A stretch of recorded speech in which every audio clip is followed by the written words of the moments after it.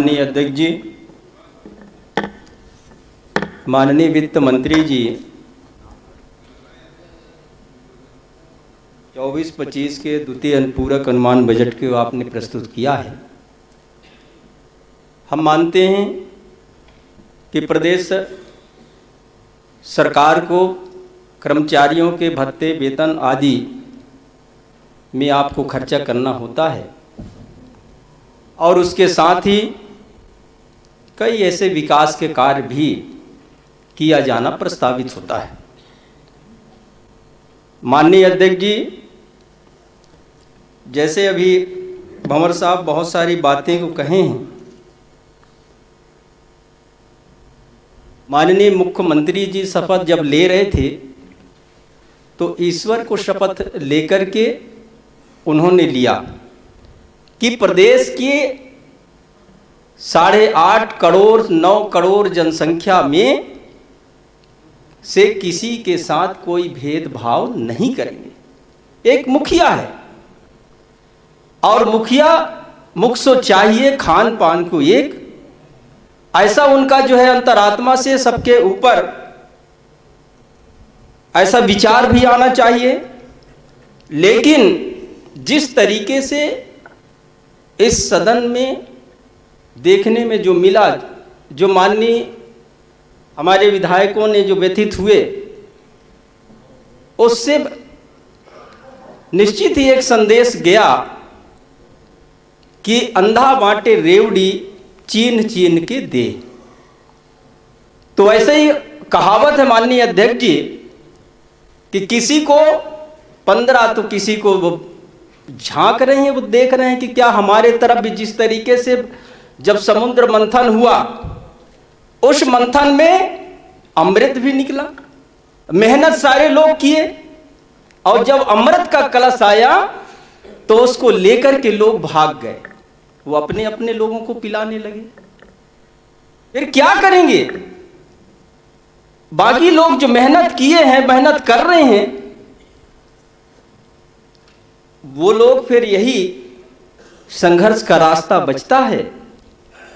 और जो उस दिन का लोग याद करते हैं जब माननीय मुख्यमंत्री जी शपथ लेते हैं और वो शपथ कहीं ना कहीं मिथ्या साबित होता है।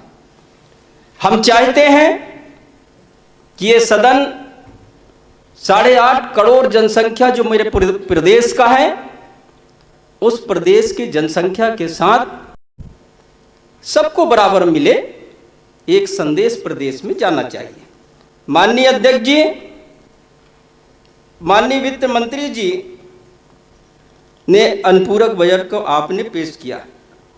क्या आपने जो कहा उन माताओं बहनों को 400 रुपए का सिलेंडर देने का, क्या आप इस पैसे से आप देंगे?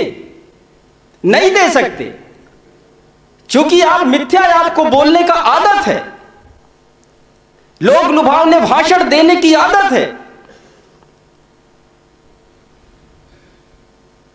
ये सत्ता सरकार जो कहे और पूरा ना करे,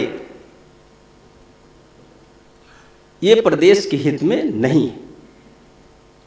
माननीय वित्त मंत्री जी, आप इसको समाहित करेंगे क्या? अपने उद्बोधन में बोल दीजिएगा। आपने कहा है, हमने नहीं कहा है। दूसरा, आपने लाडली बहनों के लिए 3,000 रुपया प्रति माह देने की बात आपने कहा था, हमने नहीं कहा था।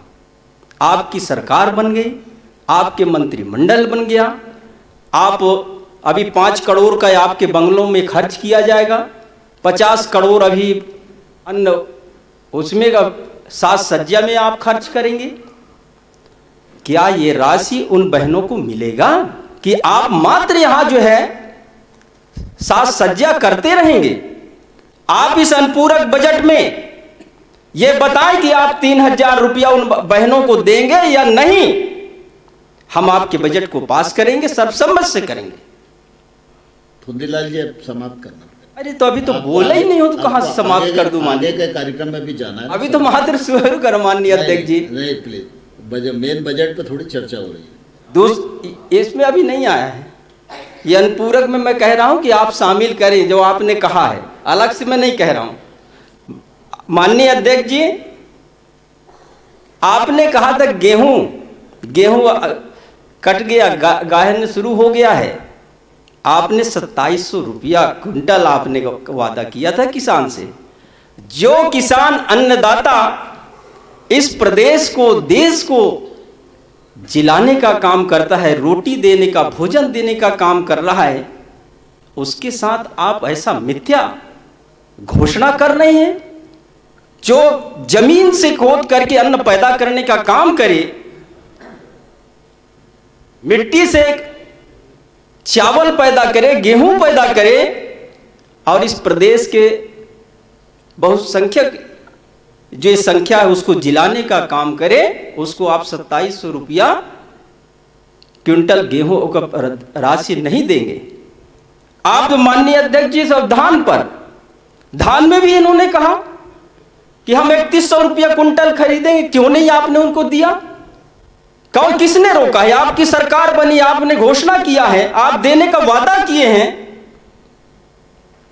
ये राशि जो आप ले रहे हैं हर महीने, तीसरे महीने पर 5,000 करोड़, 10,000, 3,000, 4,000, 5,000, इनमें से ये किसानों के भला करिए ना। आप क्यों नहीं दे रहे 3100 रुपया क्विंटल? अभी हमने पढ़ा कि 4,000 रुपया प्रति हेक्टेयर प्रोत्साहन, आप 2-2 महीने से धान के राशि आपने उनके किसानों के खाते में नहीं दे पाए। यदि एक जिले में 90, 80 करोड़ रुपया, लाखों लाख करोड़ रुपया किसानों के खाते में, माननीय अध्यक्ष जी, हम 7 दिन के वो ट्रांसफर करने का आपने नियम बनाया है। 7 दिन आपने उन किसानों को देना चाहिए था, आपने दिया नहीं।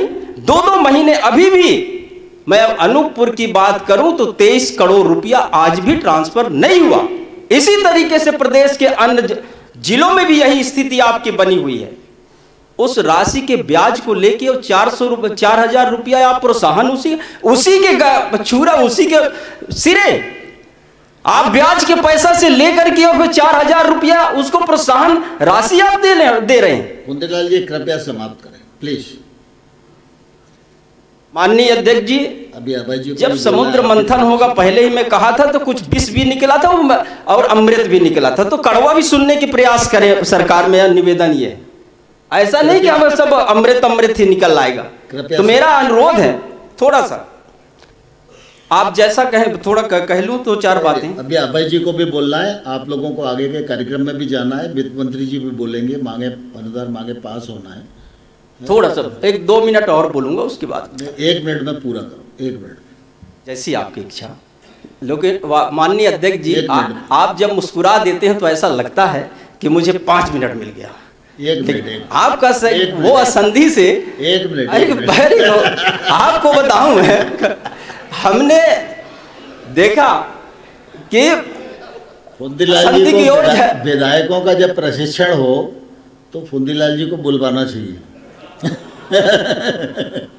माननीय 1 मिनट में पूरा करें कृपया जी। माननीय जी,